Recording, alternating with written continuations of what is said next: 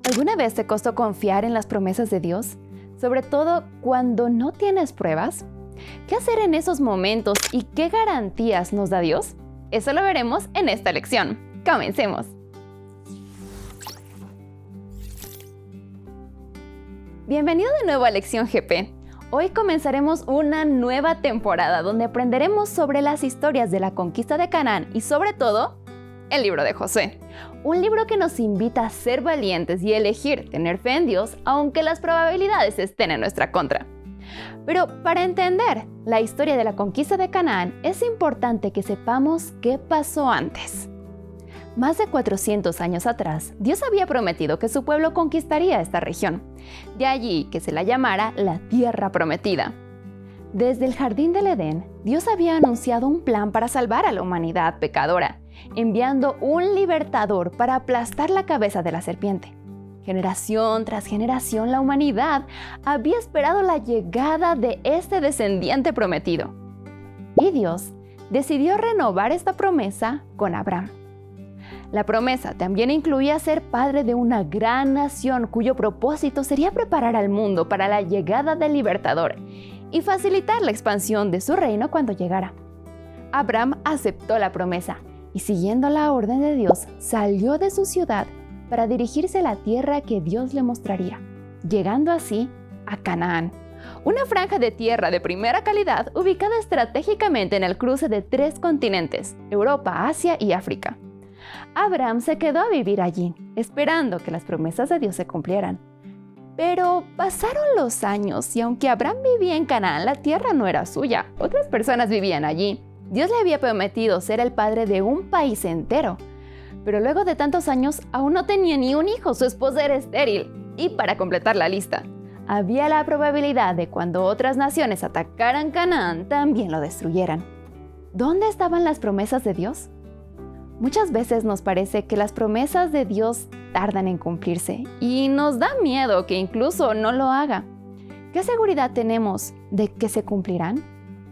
Dios se acercó a Abraham y le dijo: «No tengas miedo, Abraham, porque yo soy tu protector. Tu recompensa va a ser muy grande». Pero a Abraham le costaba creer en la promesa. No tenía pruebas físicas. «Mi Señor y Dios», dijo Abraham, «¿de qué me sirve que me des algo si aún sigo sin tener hijos?» Dios le dijo: «Sal y mira las estrellas. Así como las estrellas son tan numerosas que no puedes contarlas, así de numerosa será tu descendencia».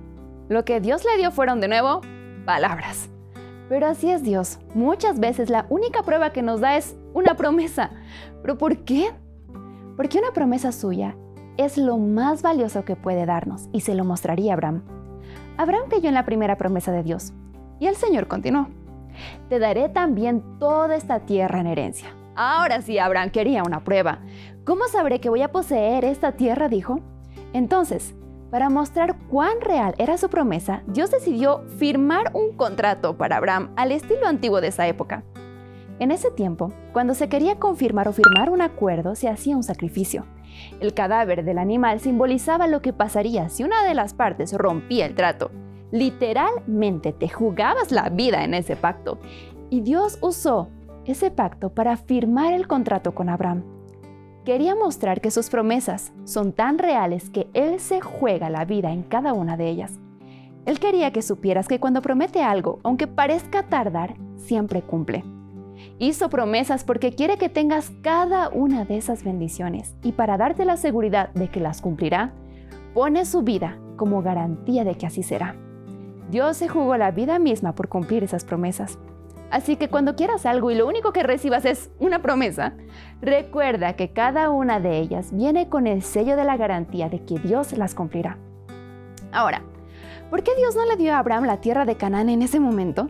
¿No podía quitar en un segundo a todos los que vivían allí? ¿O acaso no pudo darle una tierra vacía? Dios mismo respondió esa pregunta. Dijo a Abraham que su descendencia tendría que quedarse 400 años en Egipto antes de obtener Canaán, porque todavía no ha llegado al colmo la maldad de los amorreos. En otras palabras, no daría la tierra de Canaán hasta que esas naciones no hubieran pasado el punto de no retorno. Dios llevó a Abraham a Canaán para que fuera una luz en medio de esas personas y su influencia y ejemplo contrarrestaran la maldad. La conquista que más tarde se llevaría a cabo con Josué debía entenderse como un juicio por parte de Dios contra las naciones culpables de los más terribles crímenes. ¿Cuáles? En Levítico 18 se menciona la práctica de diversas formas de promiscuidad sexual, incesto e incluso relaciones con animales. Salmo 106 añade que en esas naciones se sacrificaban a sus hijos en rituales religiosos y que incluso se los quemaban como sacrificio a los demonios. Mientras Deuteronomio 18 añade la práctica de la brujería, la comunicación con los muertos y otras prácticas espiritistas. La destrucción de esas naciones llegaría solamente cuando rechazaran todo intento de traerlos de vuelta y pasaran el punto de no retorno. Mientras tanto, Abraham tendría que esperar. Y los años siguieron pasando. Un día, luego de que pasaran 25 años desde que Abraham había llegado a Canaán, Dios se le apareció para anunciarle que tendría un hijo.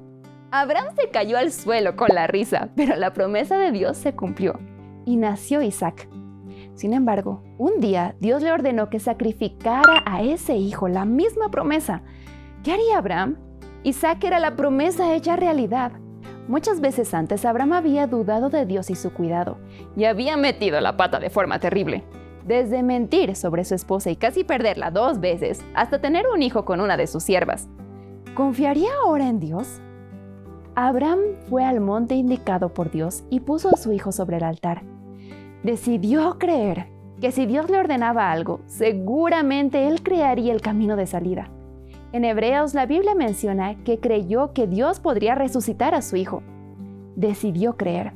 Confió en que, como Dios había prometido cumplir sus promesas por medio de Isaac, seguramente él tendría un camino para hacerlo.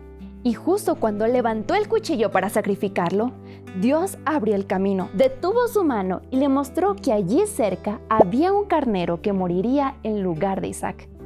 El carnero simbolizaba la muerte de Jesús, el momento en que Dios se jugó y dio su vida para cumplir sus promesas. Si alguna vez, como Abraham, te parece que las promesas de Dios no se cumplen o tardan en hacerlo, ten paciencia. Dios conoce el momento exacto para darte lo que prometió.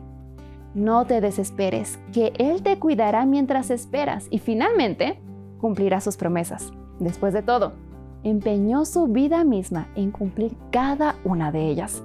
Nos vemos en el próximo video de Lección GP.